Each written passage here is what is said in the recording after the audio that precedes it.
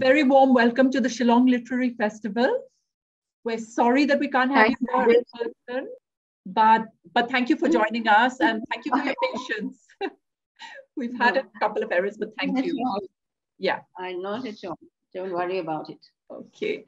Just to say, I really enjoyed reading and felt very inspired and honored reading your wonderful, richly detailed biography of the inimitable ZOHRA Sehgal.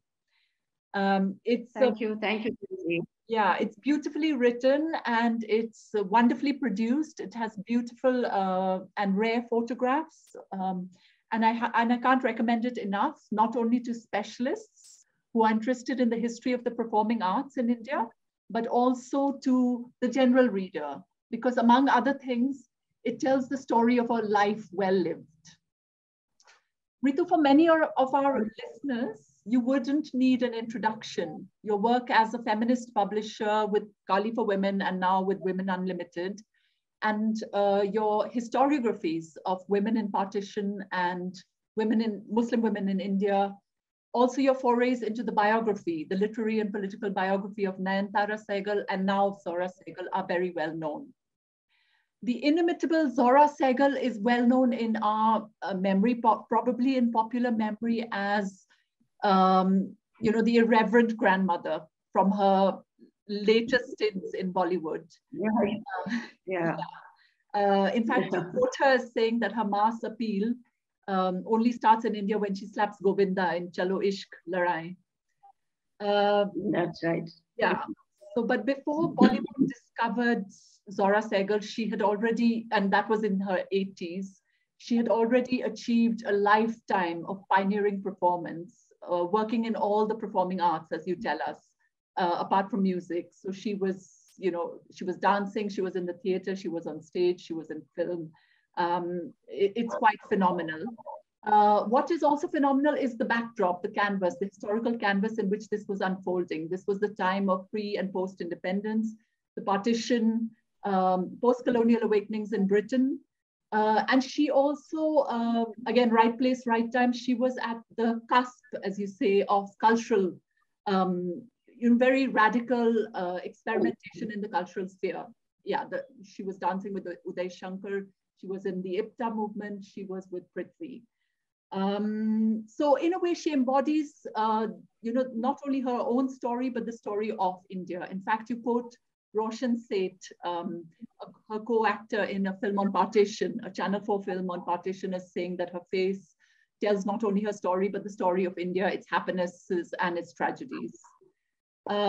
What also emerges from your biography is that she's acutely aware of her historical moment. She's very articulate and she wants to tell the story in her own voice. So there are a couple of memoirs that she's co-authored or she has written, in fact, some published by your press, so there's a very public narrative about her available in her own voice. And I just want to understand, Ritu, from you, your approach then to this biography. What are the challenges of telling a story that in a way has been told? What are the challenges of historicizing the story? Right. Thank you, Daisy. Thank you very much for doing this. And I'm really happy to have this conversation with you. And thank you for reading it carefully. That is, as you know, the kindest act. Yes, of course. ZOHRA co-wrote her memoir, her autobiography. It was then we published her memoir, which she had actually written much before the co-authored work. And then, of course, there is another sort of reminiscence by her daughter, by Kiran Sehgal. So yes, there's a fair amount already. But I just wanted to say two things. One,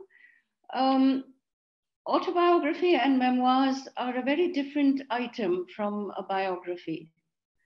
They are not the same genre at all, as of course we all know. But what is more important as a distinction is that I suppose a memoir or an autobiography is one perspective, the author's. A biography has the freedom to offer multiple perspectives, or at least more than one. And it also has the freedom to tell that life differently, if you know what I mean. It's always a challenge to write a life. It's not an easy thing, and of course, it's also a challenge to tell it in a way. Sorry, it's also a challenge to tell it in a way that is not a repetition of what has already been told. So that challenge remained. Now, but the thing is that when you are writing a biography, it's your decision on where to place the emphasis. It's your decision on how to select from that life and to highlight or represent differently from what has already been done. That's the first challenge. The challenge in ZOHRA's case was additional because all her earlier work, the first 20 years of her career, is not available for viewing. I could not see any of the dance performances. I could not see any of the plays that she acted in, either as Ipta or at Prithvi Theatres. Now, that's a very big gap. I mean, it's 20 years of her performing. So you then have to rely on secondary material, that is to say, on reviews, perhaps on very poor clips that may or may not be available, maybe even on people's recall. But of the people who worked with her, almost everyone is no longer alive.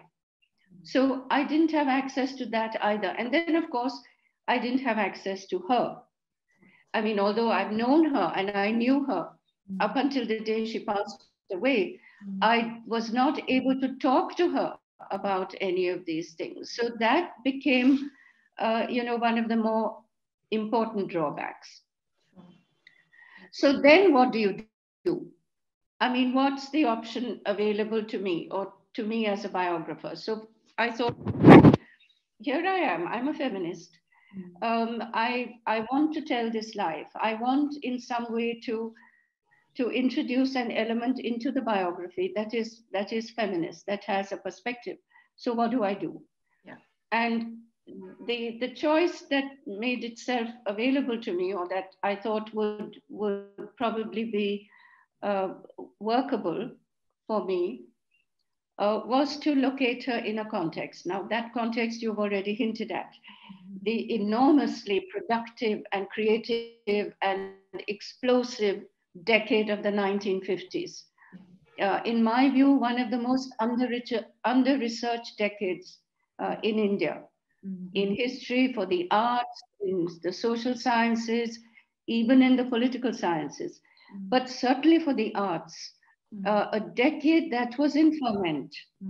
And I thought, well, this is one way to locate her and to tell her story, to place her life in that context. And what does it tell us then about how remarkable and unusual she was for that time, but also for much later? And then, of course, I thought it's not enough for me to see her only in India, because the other half of her performing life, the next 20 years, were outside the country. And actually speaking, it is there that she became that irascible, wacky, lovable, irreverent grandmother. I mean, Bollywood simply mined that. Sure. But it was there that she, in her 50s, created for herself another life, another performing life. And I thought this was one way to highlight both the times she lived in and the choices she made as a woman uniquely placed in a historical moment.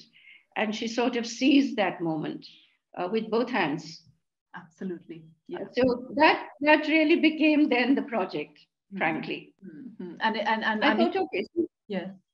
Yeah, I mean, I just want to congratulate you on how you bring alive that whole period, you know, the way you describe, you know, for Uday Shankar's work, you know, it's just, you just bring it alive, you know, and that's probably because of the... You know, they were pretty remarkable people. And in fact, that creative energy was truly, truly astonishing, because after all, it was almost freshly minted. Yes. I mean, Uday Shankar was not really, was not building on something that someone else had done before. Sure. Nor was Raj Kapoor. I mean, yes, in theatre, there was a little more of a precedent. But in dance, no.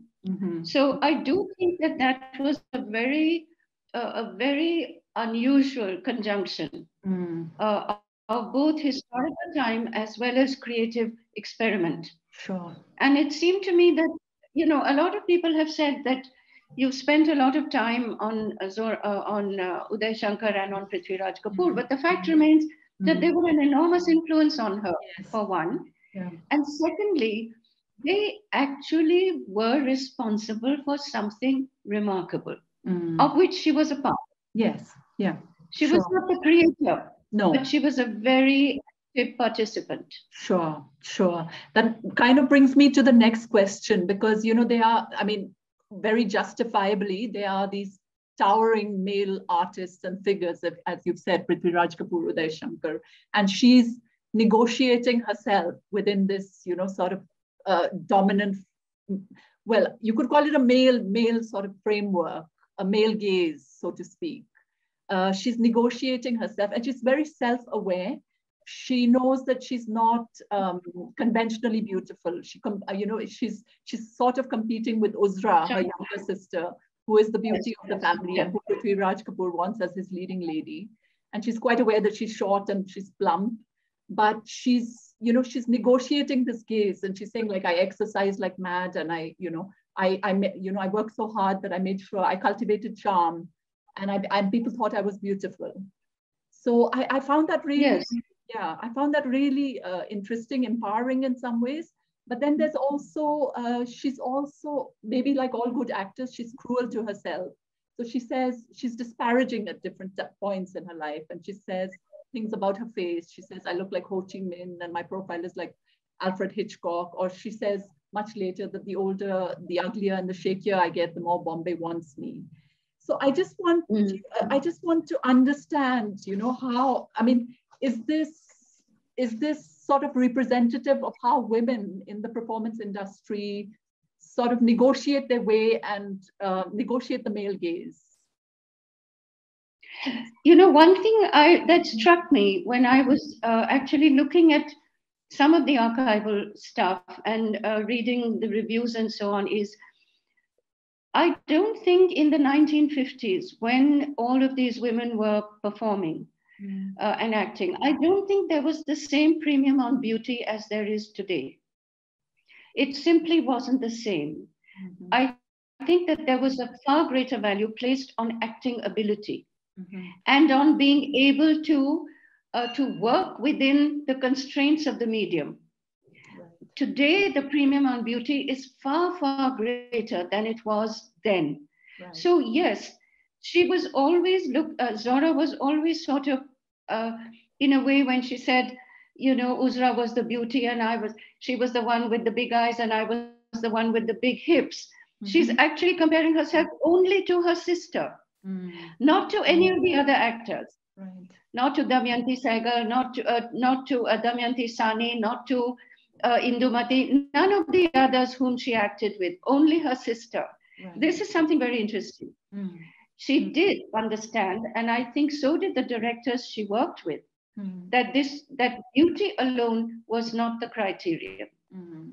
So she understood that and immediately developed and built on what Uzra didn't have, what none of the other actors had, which is her dance background.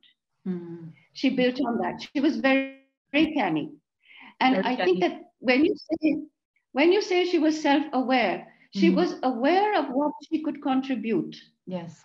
That is her dance, her training, her discipline, her movement, the strength of her body. Yeah, fabulous. Of which of which she was very, very sort of consciously aware as a strength that the others didn't have.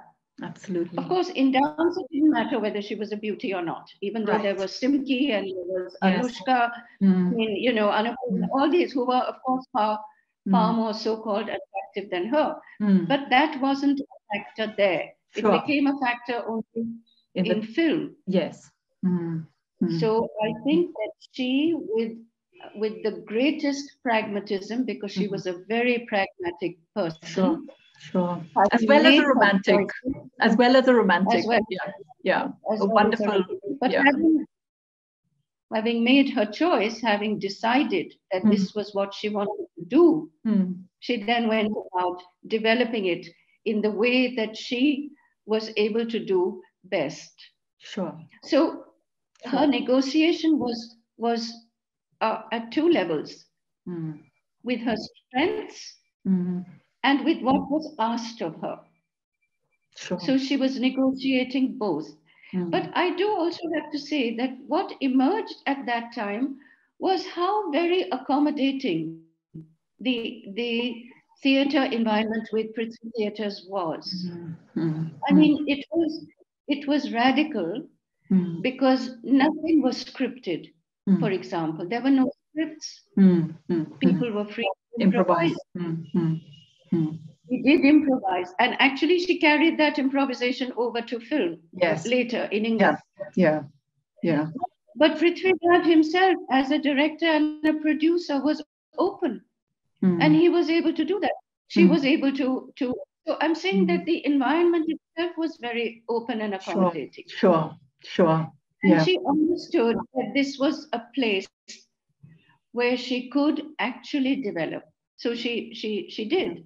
So I'm saying that the negotiation is not perhaps what we think of as today, negotiating in a very male, very competitive, very sort of, a cutthroat environment.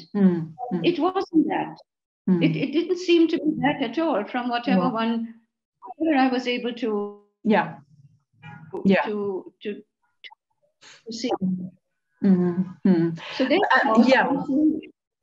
no, go ahead. No, I mean, at one level, very astute, very canny, very self-confident, self-aware.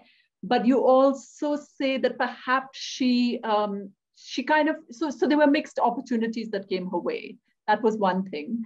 And perhaps her skills as an actor weren't fully, realized. I mean, she had a much wider range than the caricature and the comedy that she became largely associated with. And I think her colleague, I think it was Madhav Sharma, who also, I think it was Madhav Sharma, who says that she could have become a much more serious actor. Yes, she could. That she was underutilized, I suppose, and also lacking somewhere in self-confidence. No, I don't think she was lacking in self-confidence. That's not the sense I had.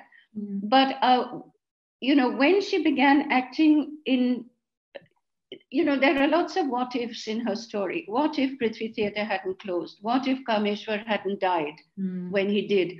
What if she had continued in Bombay? What if she had joined Al-Qazi's NSD in Delhi? There are many what ifs. She may well have evolved into the kind of serious actor that she could be and that she was when she was given the opportunity. But she left. She left and she arrived in England, where, let's face it, in the mid-60s and the 70s, there was a very clear and very strong stereotyping that was at work. And she sort of, in a way, she fitted a stereotype that was being presented. Now, what did she do? She didn't protest about the way she was being cast. She didn't protest about why she was being made to play a role in a particular way. She was very much a director's actor. She did not actually, in the early days, when she was given very small roles, she simply did what she was asked to do. So her pragmatism to that extent was one of survival. Sure. She was in her 50s when she arrived in England. Yeah. In a field that was then, even then, extremely difficult to break into. Not easy. Certainly not easy for an Indian woman who was in her early 50s and who was actually completely new to the medium. What she understood immediately was that television was a medium in which she could make a mark because it was the medium of the moment. And it reached millions. And luckily for her, it reached the first generation of an Asian immigrant population. Right. This actually became the conjuncture at which every programming that was done became that multicultural programming, but it also found an audience. And that's where she resonated. She understood that immediately. Sure. And when she understood that and she began to get the kind of audiences and the kind of direction that was more suited to her, many of the directors were women. In the end, in the later years, they were women. Gurinder Chadha, Luke Wakefield, so many others were women who actually then worked with her and worked with her strengths. So these were the kinds of, I think, almost accidental coincidences that she managed to make into great openings. Absolutely. For herself. Yeah, and she seems to exude. Of course, she was a very good actor. Yes. I mean, she might have been hammered a lot of the time, which of course Roshan Seth always put down to her training with Prithviraj Kapoor. But she was also very capable of extremely subtle representation. In the film Partition, which was probably her last film, she doesn't say one word. She just emotes.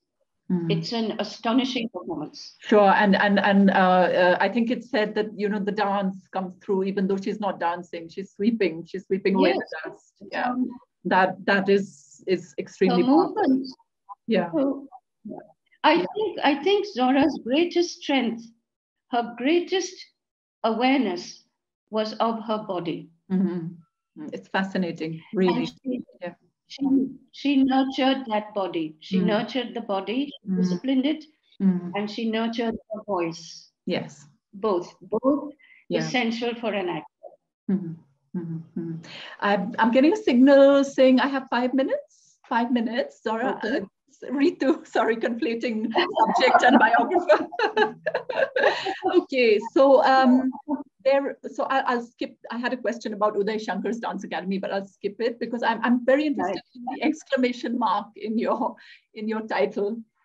It's Zohra with an exclamation mark, and I want to ask you, because you have a unique feminist approach to the biography, the sheer amount of historical, biographical, and analytical detail that you brought to this text, and because it draws on so many interviews with Zohra's family, colleagues, and friends, as well as pre-existing memoirs of her own, could this be the definitive biography on Zohra Sehgal? And what does the exclamation mark tell us? No, I don't think any biography is the last word. No, by no means. Right. I mean, all I did was to put together something that I thought had not been done. Yeah. And as I suppose as a feminist biographer, what I did want to highlight was that women make their choices that are in a way contingent upon the times, not just the times that are external to them, but to a particular time in their own lives. This is a very important consideration I think, for a feminist biographer to bear in mind. Certain choices that are made at a particular conjuncture may have been very different at another moment in that same life. Sure. I've always said that Nayanthara Sehgal's writing career began, and she says it too. It's not that she has denied this or she has disputed it. Her writing career began when there was a crisis in her marriage. ZOHRA's acting career actually began at a very low point in her marriage. Yeah. Now, I'm not saying that that was the only criterion. I'm just saying that for a feminist biographer, these otherwise perhaps inconsequential moments become very critical. Absolutely. They become very, very critical in the decisions that are made. Why did ZOHRA decide to stay on in England after her British Drama League course was over? And it's very interesting that she says she was a single mother, and it allowed her the opportunity to get a free education for her children. Sure. This is a very important consideration. Yeah, absolutely. Had she been in a different situation personally, she might have made a very different choice. So I'm saying that becomes, and maybe if someone else were to write her life, they would choose some other sort of angle to develop. But for me, this became, as I said, workable. Sure. And the exclamation mark in the title. There is no other way to think of her except as an exclamatory individual. Sure. He was always exclaiming. Absolutely. So that's the only. Fabulous. Of course, it could have been something else, but but it absolutely works. Exclamation. No, I just so enjoyed and I'm so inspired by it. Ritu, thank you so much for your time. Thank you very much. Yeah, great. And thank you for doing this. Okay, fine. Okay. Thank you. Bye-bye. Bye.